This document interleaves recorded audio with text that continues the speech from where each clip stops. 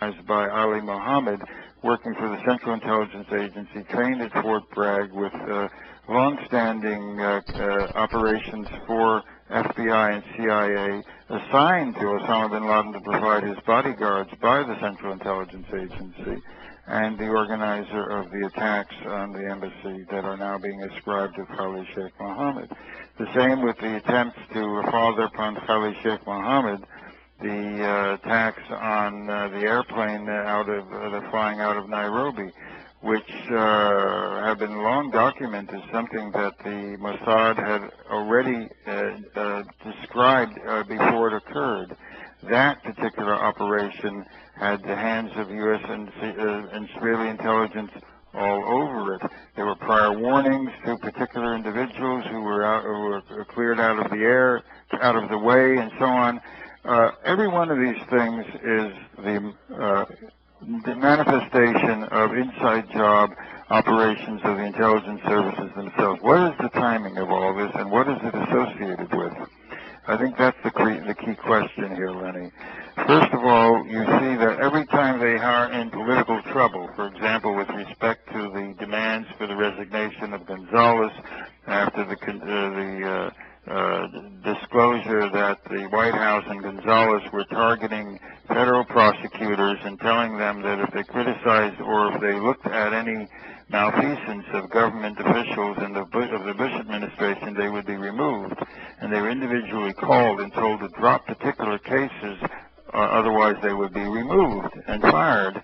Now this has been exposed, and it's a source of great problem for the apparatus. And Gonzales is under the gun from Republican senators who don't want to be burdened with the expose. They're calling for his head.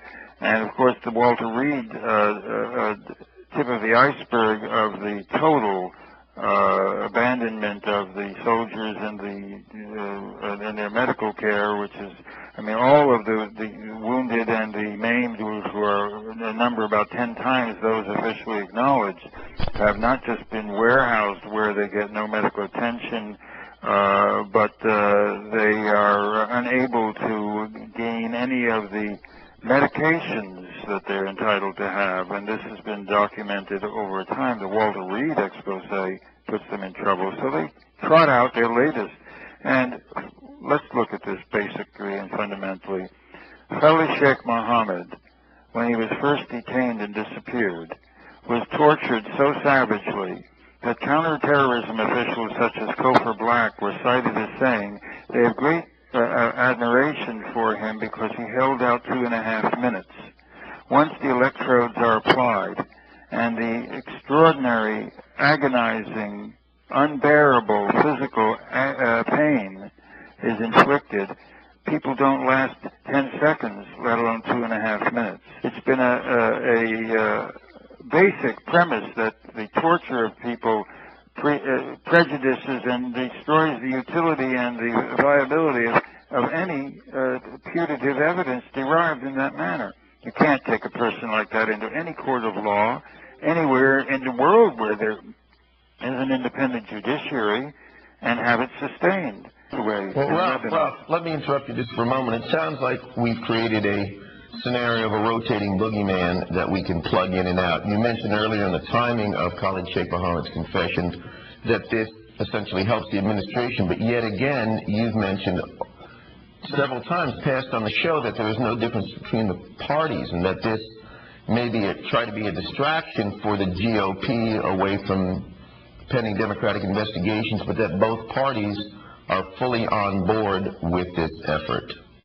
Well, both parties are absolutely on board with this effort, and the Democratic leadership has supported not only the total increase in the military allocations and the increase in funding by multi-billions for Afghanistan, Iraq, and Iran, but they have all put, from Barack Obama to Hillary Clinton to the leadership, stated that, using Cheney's phrase, the military option cannot be taken off the table with respect to Iran. Ralph Schoenman, thanks for joining us here in INN and helping to explain the background behind these attacks and maybe some more information on Khaled Sheikh Mohamed. Thank you very much.